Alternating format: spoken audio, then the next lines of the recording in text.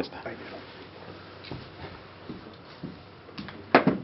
Bueno, lo que os estaba comentando, mi nombre es Germán Gómez, soy sociólogo de formación, pero básicamente consultor. Mi trabajo ha consistido básicamente en actividades de consultoría, que hay un compañero que estuvo conmigo trabajando que ahora está jubilado, pero vamos, que básicamente un poco es el...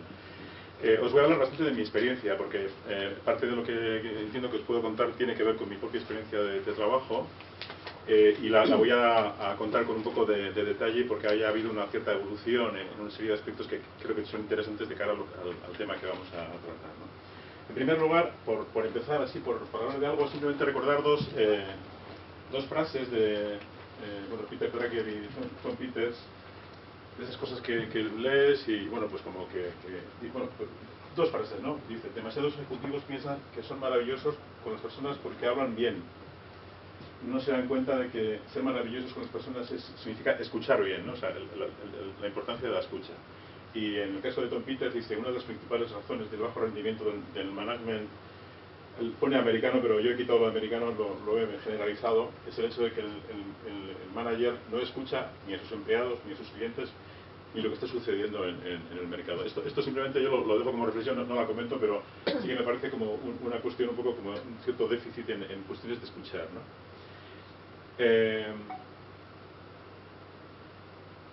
A partir de ahí un poco os cuento lo que os comentaba. Yo os decía, lo que os puedo contar hoy básicamente tiene que ver con mi propia experiencia de trabajo como consultor en un ámbito que se denomina lo que es estudios de mercado, ¿no? Cuando yo trabajando unos cuantos años, y cuando empecé a trabajar básicamente mi etiqueta era alguien que está trabajando en un ámbito que se denomina estudios de mercado. En ese ámbito, pues básicamente lo que hacías es responder a preguntas de empresas. Te llamaba una empresa y te decía: oye, mira, tengo unas dudas, pues puede tener que ver con un desarrollo nuevo, puede tener que ver con acceso a un mercado o temas de satisfacción de clientes, varias cuestiones que estaban un poco en la duda de unos directivos, y te decían: oye, por favor, ayúdame a responder a esas preguntas.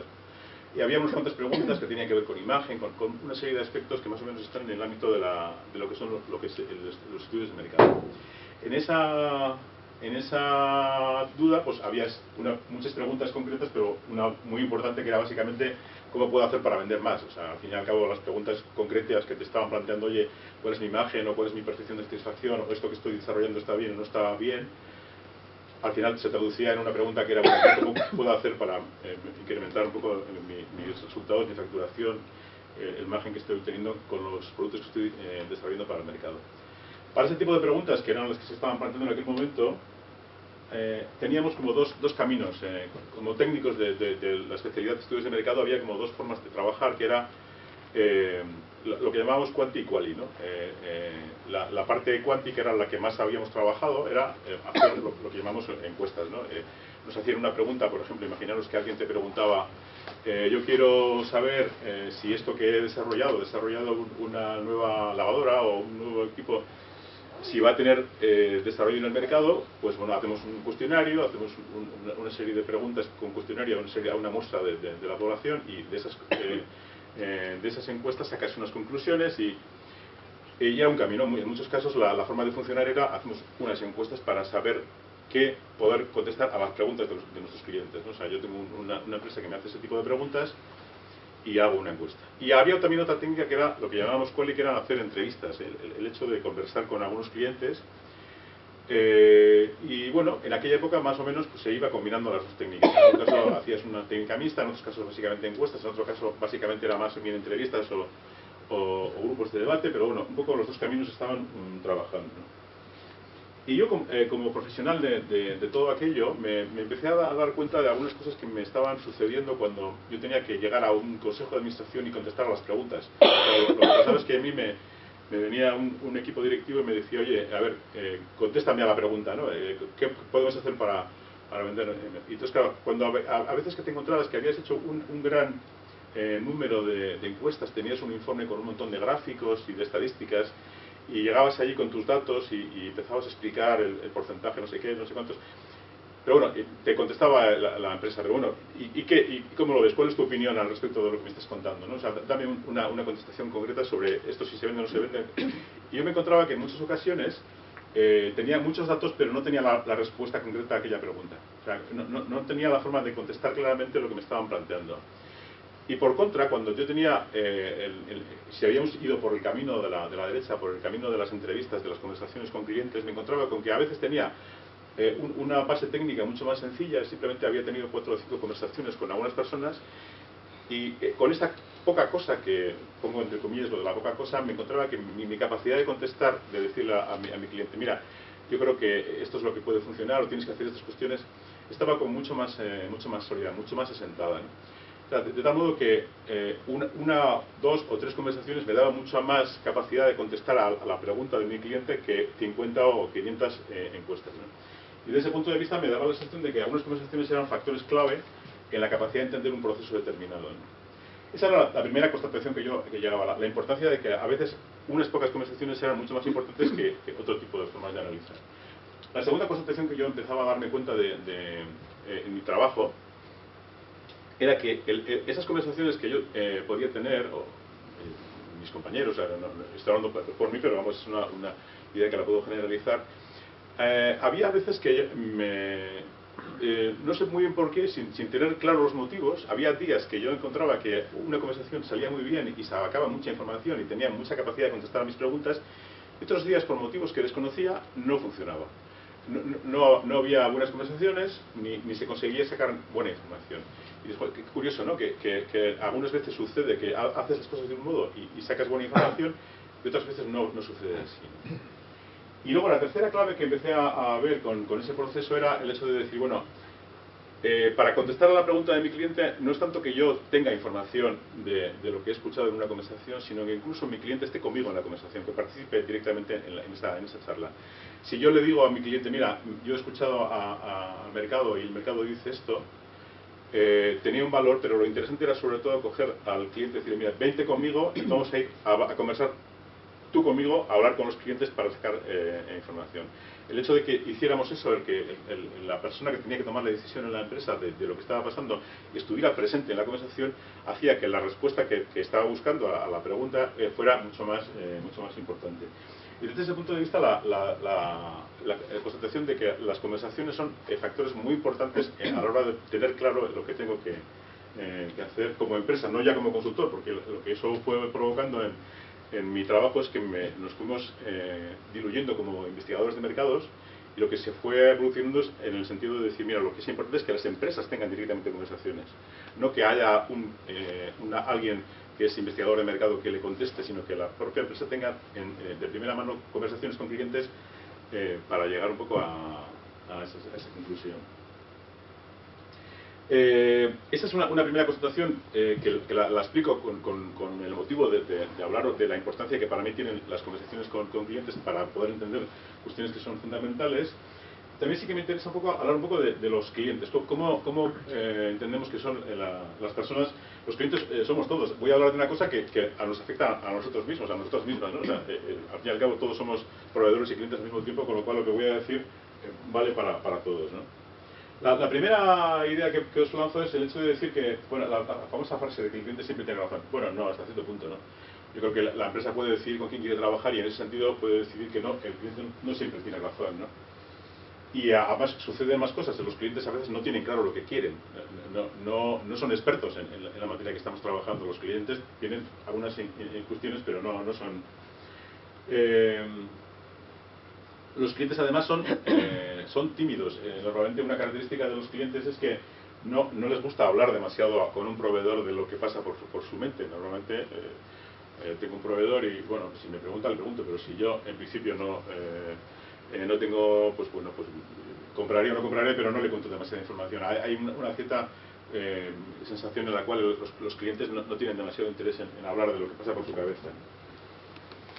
Lo que pasa es que son muy exigentes. Normalmente como clientes somos siempre personas que no contamos demasiado, pero sí que nos parece importante que nuestros proveedores nos suministren los mejores productos, que sean innovadores, que vayan avanzando, que sean que hagan un trato muy personalizado y que vayan en esa dirección, ¿no?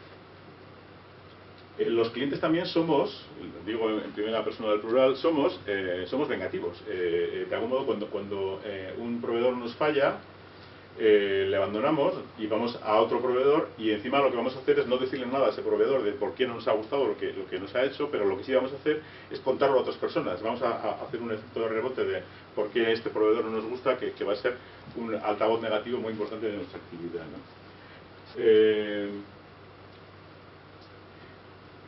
Y todo este perfil que os lanzo, que bueno, no es exactamente mío, sino que está sacado de un libro que se titula Los monstruos del gimnasio, de Alberto Galgano, que lo podéis dejar en internet.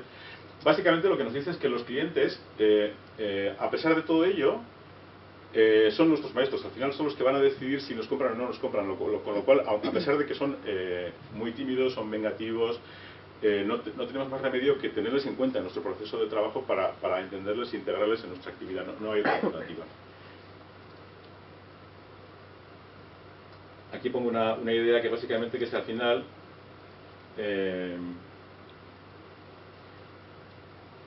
el hecho de innovar básicamente es integrar el pensamiento de los clientes de algún modo en nuestro trabajo, el integrarles un poco en lo que estamos haciendo, ¿no? Conversar es integrar a los clientes en nuestro pensamiento. Bueno, pongo también la imagen de un artesano. La imagen de un artesano la pongo porque entiendo que para resolver esto que os estoy lanzando, una idea que puede ser interesante es el hecho de que recuperemos la forma de actuar de los artesanos, en la cual el artesano conversa con el cliente al mismo tiempo que está trabajando. Una característica de los artesanos es que yo estoy haciendo algo y estoy al mismo tiempo con el cliente al lado, y mi tarea es una tarea de trabajar y al mismo tiempo de conversar.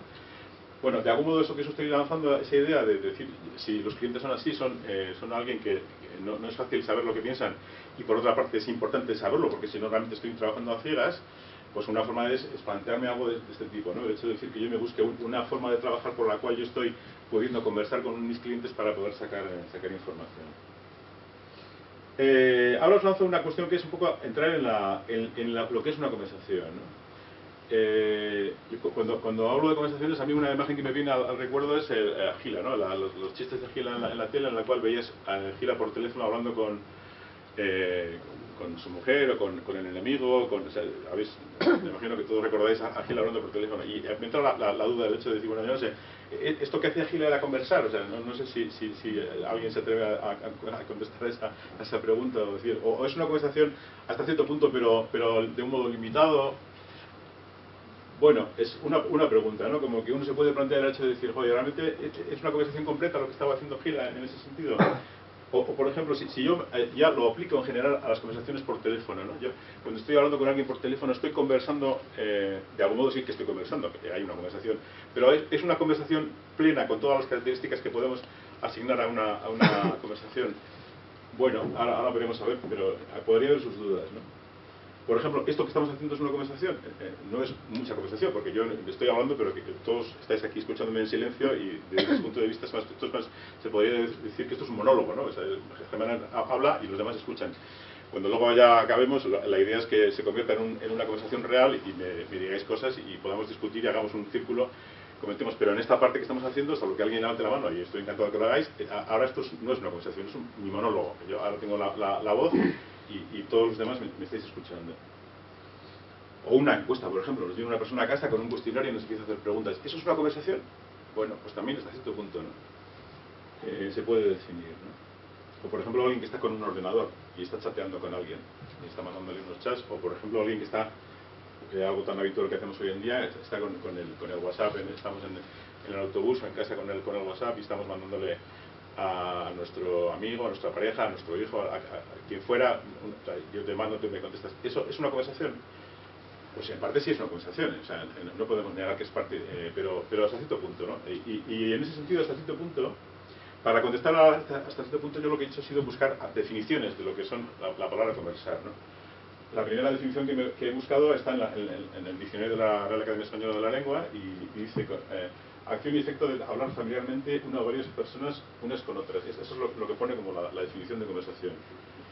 Y yo dije, jo, con esto no me arreglo muy bien, no sé exactamente qué sirve, ¿no? Bueno, hay unas definiciones ya en desuso, una muy curiosa que dice que una conversación es una comunicación y trato carnal a amancebamiento. Porque en alguna época del pasado esto se utilizaba con esa acepción, ¿no? Sin más. Pero bueno, no entro ahí. Sí que encontré en internet, pero ya no en la RAE, sino por otro sitio, una definición que me parecía como más adecuada para poder entender lo que es una conversación, y que dice más o menos así: una conversación es un diálogo entre dos o más personas que intervienen alternativamente expresando sus ideas o afectos sin seguir una planificación. O sea, una característica es que no hay una planificación. O sea, si estamos haciendo una cosa, no es una conversación en sentido pleno.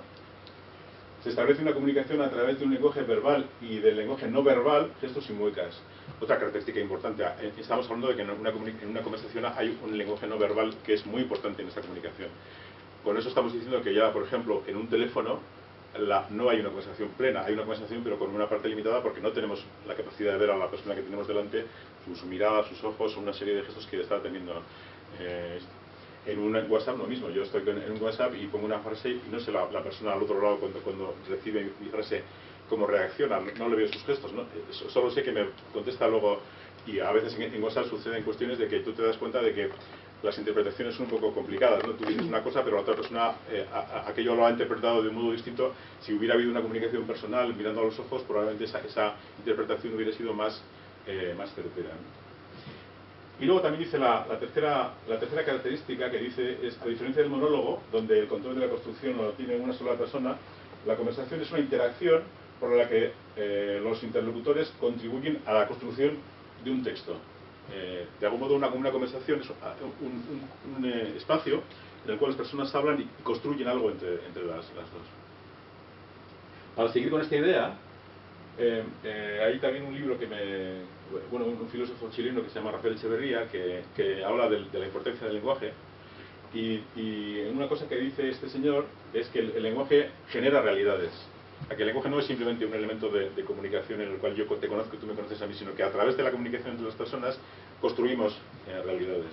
El lenguaje es una acción generalmente, genera permanentemente nuevas realidades. Los seres humanos vivimos en mundos lingüísticos y creamos el mundo con nuestras interpretaciones y relatos, con la capacidad que nos proporciona el lenguaje de coordinar acciones con los demás.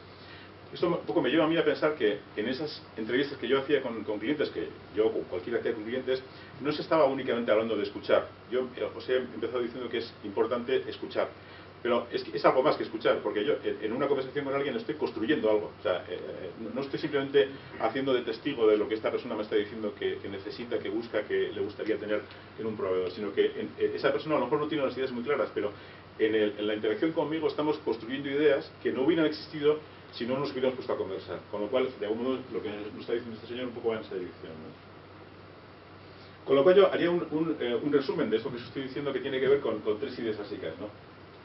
Una conversación es una interacción abierta, no planificada. O sea, para que realmente podamos decir que estamos en conversación, tiene que haber un contexto de no planificación.